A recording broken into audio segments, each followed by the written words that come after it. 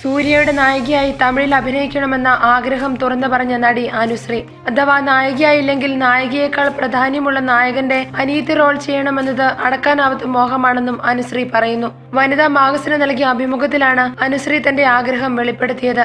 സൂര്യയുടെ ഹാർഡ്കോർ ഫാനായ താൻ സിംഗം 3 റിലീസായപ്പോൾ നാട്ടിലെ തിയേറ്ററിൽ വെച്ച് സൂര്യയുടെ ഫ്ലക്സിന് മുന്നിൽ നിന്ന് ഫോട്ടോ എടുത്തെന്നും അനുശ്രീ പറയുന്നു.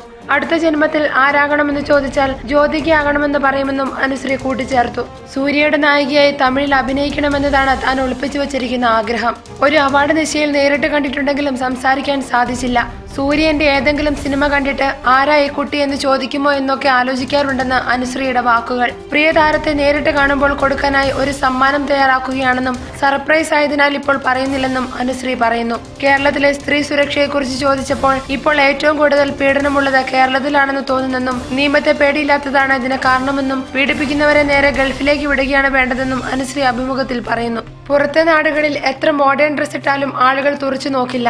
എന്നാൽ കേരളത്തിലെ സ്ഥിതി അതല്ലെന്നും അനുശ്രീ പറയുന്നു. പണ്ട് തനിക്ക് ഒരു ചെറിയ പ്രണയമുണ്ടായിരുന്നെന്ന് പറഞ്ഞ അനുശ്രീ ഇപ്പോൾ സീരിയസ് ആയി ഒന്നുമില്ലെന്നും വിവാഹത്തെക്കുറിച്ചും ഇതുവരെ സീരിയസ് ആയി ആലോചിച്ചിട്ടില്ലെന്നും പറയുന്നു.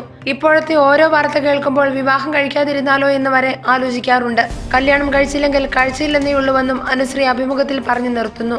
For latest news, like it, share it and subscribe to Stars Sun News.